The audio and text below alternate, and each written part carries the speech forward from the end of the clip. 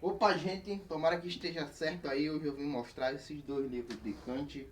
Um eu já li, então eu já li mais de que 600 páginas de Kant, eu acho que eu posso falar. Apesar de que Kant tem mais de 5.000 páginas aí no total, será 10.000 páginas. Mas eu acho que eu já li bastante de Kant para poder falar sobre ele. Então, nessa daqui é a crítica da razão pura. Como eu posso dizer, é a versão da crítica da razão pura, vamos dizer assim, deixa eu ver ler aqui para ver se eu acho o nome certo. Resumida, sim, achei, tá aqui o nome. Essa é a versão da crítica da razão pura resumida. Então não vai explicar aqui o que é sensibilidade. Ele não vai explicar aqui o que é o entendimento. Ele não vai explicar aqui nesse livrinho. Eu espero que vocês estejam vendo bem. Ele não vai explicar aqui o que é sensibilidade. Não vai explicar o que é entendimento. Não vai explicar a razão, que ele chama de a fazedora de princípios, né? A feitora de princípios. Só neste daqui, ó, e falta este aqui para eu terminar, ele vai explicar isso bem, né? Então ele explica o que é a sensibilidade, que é uma forma da nossa cognição.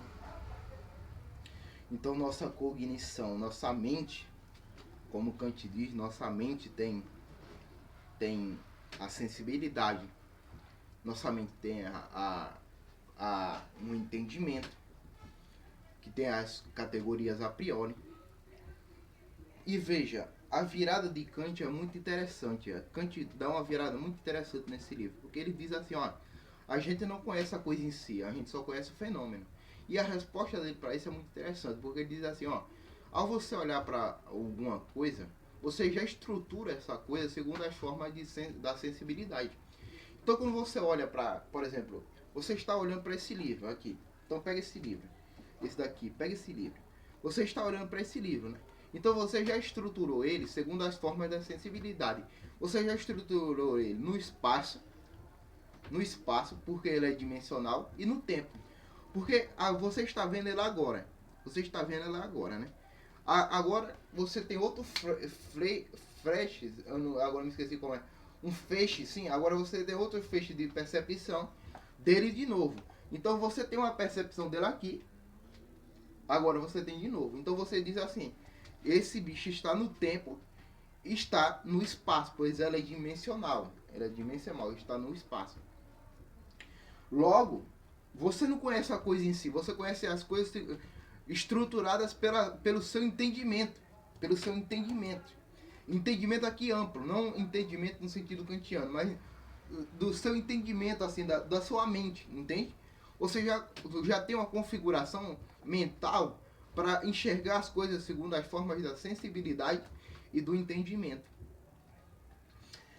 Então, quando você olha para esse livro, você vê ele, você vê que ele é um, né? Você vê que ele é um, mas você vê que ele também tem muitas páginas. Então você pode dizer, ó, ele é uma substância. Esse livro é uma substância.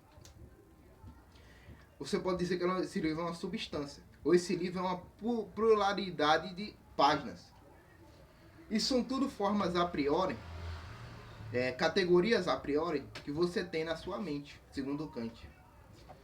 Essas categorias a priori, você coloca nas sínteses que você faz ao falar de um objeto, né? Que para Kant objeto entenda-se como fenômeno, porque o objeto a gente parece estar falando da coisa em si, né? Mas para Kant a gente nunca fala sobre ela, como eu já expliquei. Quando a gente olha para isso, a gente já estrutura ele segundo as formas da sensibilidade.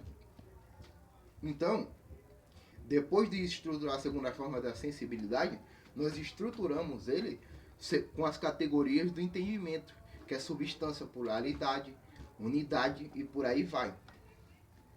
Então, imagine essa virada kantiana, né?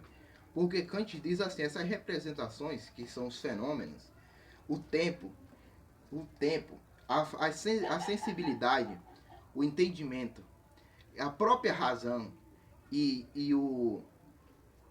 como eu posso dizer, como é o nome que eu me esqueci agora, sensibilidade, entendimento e a razão. Tá certo, as três. As três são coisas da nossa mente e não pode existir fora da nossa mente. Kant não nega, aqui eu vou ler para vocês, eu vou ler a página aqui, que é uma página muito boa, eu vou achar essa página, que é a 406, e vou ler para vocês o que Kant, o próprio Kant está falando. Nosso idealismo transcendental, pelo contrário, concede que os objetos da intuição externa, exatamente como são intuídos no espaço, intuídos é representar intuição sensível. Uma intuição sensível é quando você representa algo imediatamente na sua mente. Então, quando você olha para esse livro, você representa ele na sua mente. Isso é uma intuição. E é uma intuição sensível porque é da sensibilidade. Você intui, representa isso na sensibilidade, segundo as formas de espaço e tempo. Voltando ao negócio, voltando aqui ao livro. Nosso idealismo transcendental, pelo contrário, concede que os objetos da intuição externa, exatamente como são intuídos no espaço, são também reais, assim como todas as modificações no tempo, tal como o sentido interno a representa. As modificações no tempo, a forma, espaço e tempo.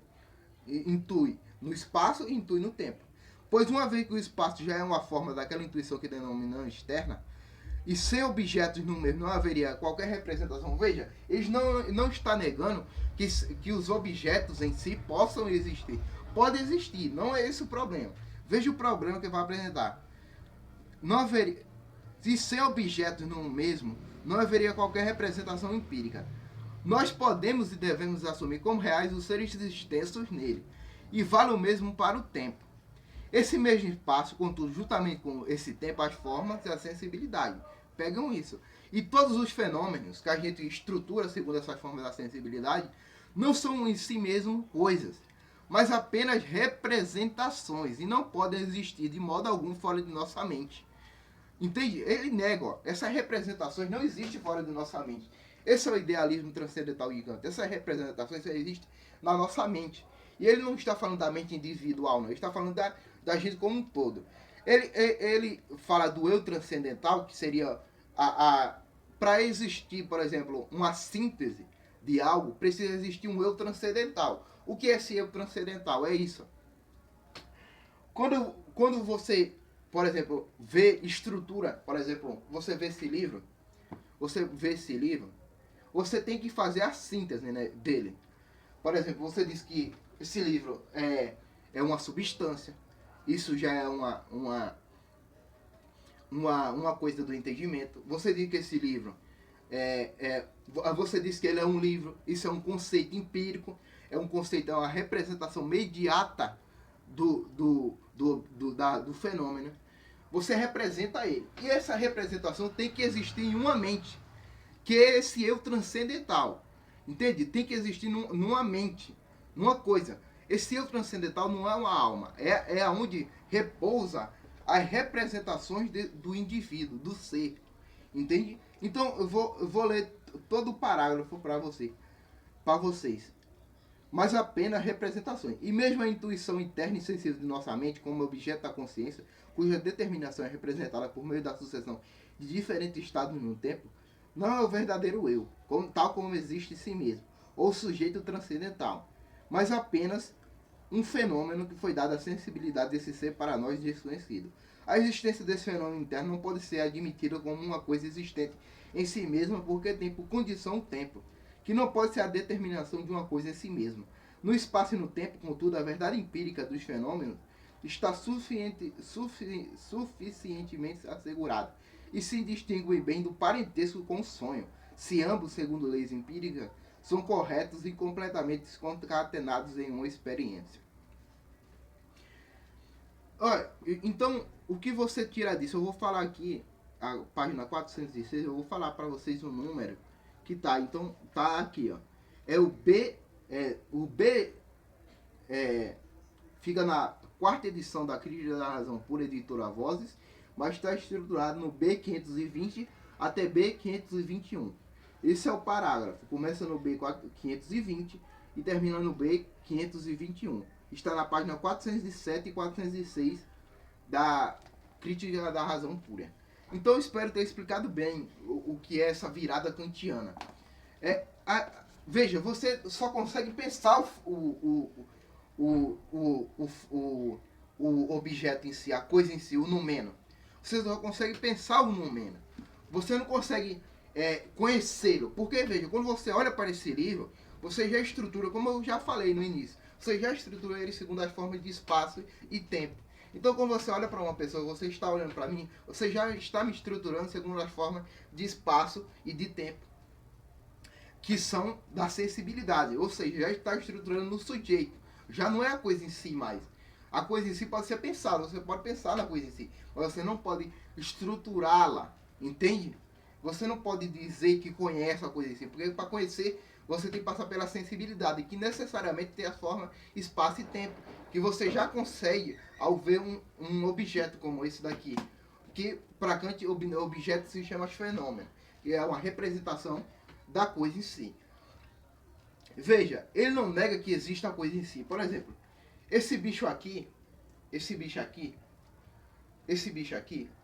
é um fenômeno. Ele não nega que para existir esse fenômeno possa existir algo em si, algo anterior ao fenômeno. Ele não nega isso. Ele não nega que pode existir algo anterior ao fenômeno, como eu já li aqui para vocês. Ele não nega que pode existir algo anterior ao fenômeno, mas ele nega que essa representação que a gente faz desse fenômeno aqui exista fora da nossa mente. Esse é o ponto para Kant, entende? Ele diz assim, olha, a coisa em si pode até existir. Pode até existir, para falar a verdade, e talvez exista. Mas a gente só conhece o fenômeno, e esse fenômeno não existe fora da nossa mente. Isso vai bater muito de frente com os argumentos para a existência de Deus. Porque, veja, os argumentos para a existência de Deus estrutura, parece que num conhecimento universal, né? Por exemplo, assim, se você pega o argumento da quinta via de São Tomás de Aquino, que ele diz assim, ó, como um atirador que põe flecha, que atira uma flecha, e ele vê ali a flecha seguindo aquele caminho teleológico, assim é o universo que parece crescer tudo com uma condição, com uma vista, né? Então o universo parece ter uma condição. Nós crescemos, as árvores crescem para um fim, tudo cresce para o fim, os planetas têm um fim, mesmo que não seja o fim para o ser humano. Mas entende? Você entende o que eu estou dizendo? Então, Kant vai dizer assim, esses fenômenos que a gente vê, esse fenômeno, por exemplo, a Terra é um fenômeno. A Terra é um fenômeno. No sentido de, a gente pode pesquisar sobre a Terra e dizer que ela está estruturada no espaço e no tempo, que são formas da nossa sensibilidade. A gente diz que a Terra está estruturada nas formas de espaço e tempo. A gente diz que a Terra é uma, unidade, a gente diz que a Terra é uma. Então a gente estrutura ela segundo a nossa representação, segundo os fenômenos da nossa mente. Então, não é negando que a Terra possa existir, isso pode, ela pode existir. Mas só que essa representação que a gente vai da Terra na nossa mente, dos livros, desse livro aqui, só existe na nossa mente. Isso vai quebrar com os argumentos da existência de Deus, porque esses argumentos da existência de Deus, eles pareciam se fundar numa coisa universal, né? Esses argumentos da existência de Deus pareciam se fundar numa coisa universal. Isso vale para todo mundo. Eu acho que se até um animal pudesse falar, se um animal pudesse falar, ele falaria assim, olha, existe de fato uma regularidade no universo. Kant vai quebrar com isso, vai dizer assim, olha, isso só existe para o ser humano. Então é muito interessante. Leiam Kant, que vocês vão achar muito interessante. Agora eu vou para Hegel e depois vou chegar em Marx. E depois em Nietzsche. Por enquanto é isso, só por aqui. Aí quando eu for para morar na minha casa de verdade, eu vou começar a ler outros filósofos medievais e por aí vai.